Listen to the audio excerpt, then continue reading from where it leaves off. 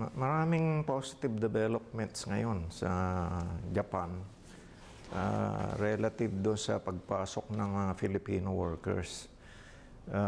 For example, last year, ang pumasok na technical intern trainees sa Japan, the whole year, no, maabot lang sa mga 4,000. Pero this year, mula Enero hanggang Hunyo, first 6 months lang, no, 6,000 na.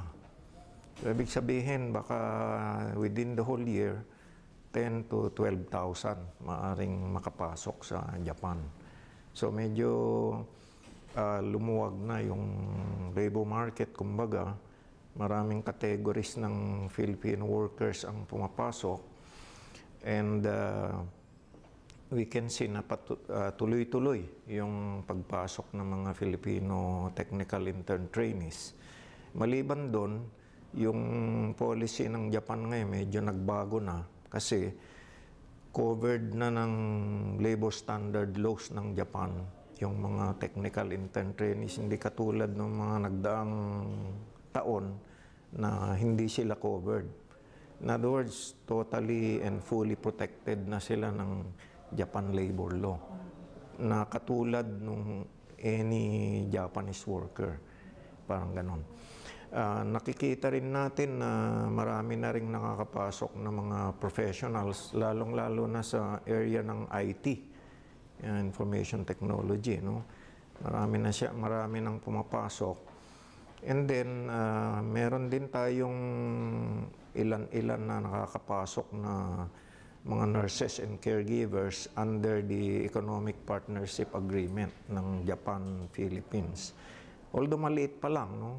More than 500 pa lang hanggang ngayon, mula noong 2009. Pero tuloy-tuloy naman yan. In fact, ongoing na ngayon yung recruitment ng 4th batch ng nurses and caregivers na papasok sa Japan sometime next year.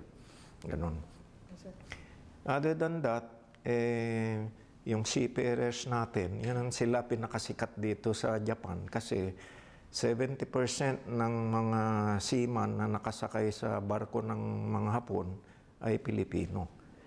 Kaya napakalaki ng tiwala ng Japanese ship owners sa kakayahan ng Filipino crew. And probably yan ang dahilan kung bakit kailangan na mabigyan sila ng pagkakataon na makaharap ang ating Pangulo at mapag-usapan yung relasyon ng Pilipinas at ang Japan or Japanese ship owners, lalong-lalo na yung pagkakaroon ng qualified na crew or seafarers para sa mga barkong Hapon. Kasi marami ng indications ngayon na dadami pa yung mga new buildings o mga bagong barko na papasok sa Japanese fleet.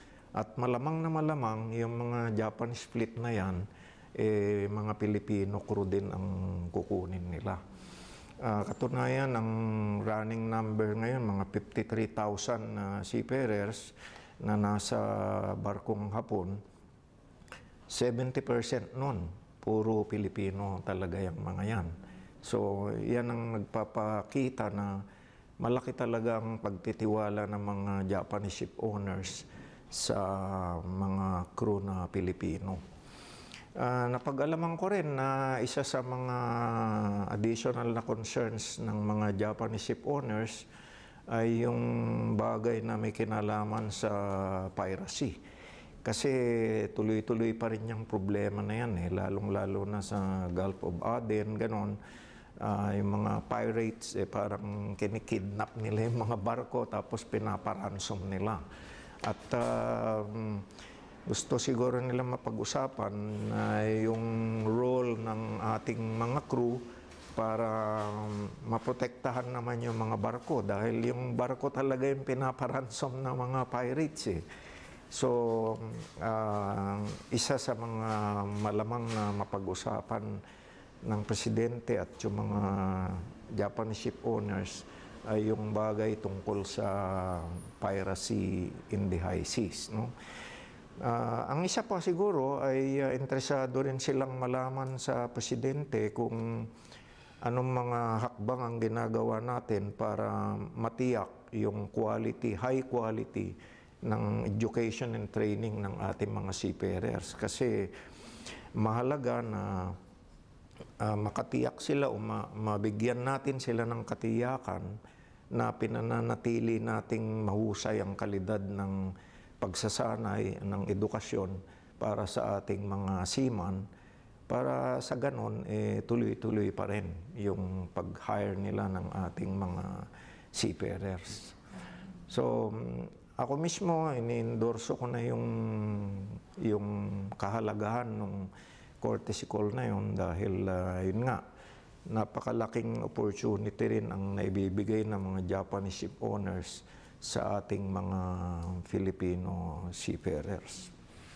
Nabanggit ko kanina na napakarami ng mga Pilipino ang nakakapasok sa Japan, hindi lang bilang trainee, kung hindi bilang nurse, caregiver, mga IT professionals, ganon. Mahalaga lang na i-maintain natin yung good image ng workers. Yung bang mahalaga na manatili yung pagtitiwala ng mga Japanese employers sa atin. Natutuwa akong sabihin halimbawa na sa ngayon, kaya dumadami yung technical intern trainees, yung mga employers talaga dati, ang ini-employ nila mga Chinese workers.